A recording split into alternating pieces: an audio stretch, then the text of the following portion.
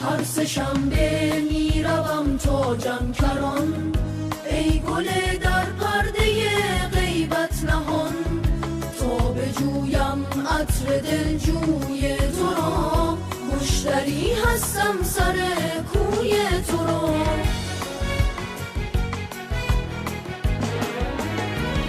در هوای دیدنت چشم انتظار، لطف بخوانم جمعه های بیقرار.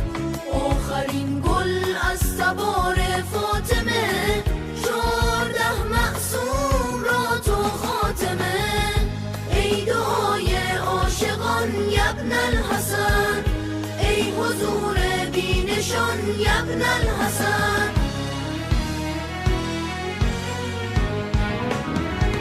هر زمان دلتنگ هستی بیگمان، میروی سمت مزاری بینشان. سر بزن از پشت ابر ای آفتاب، بر دل تاریک این دنیا بتاب. ای دعای عاشقان یبن الحسن، ای حضور بینشان یبن الحسن.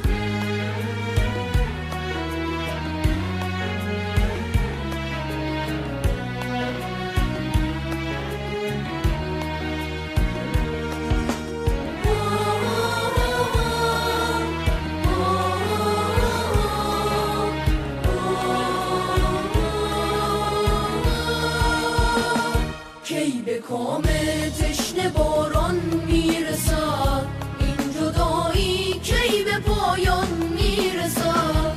ای نگاه شرقیت معنای نور، کی میآید جمعه سبز ظهور، کی میآید جمعه سبز ظهور.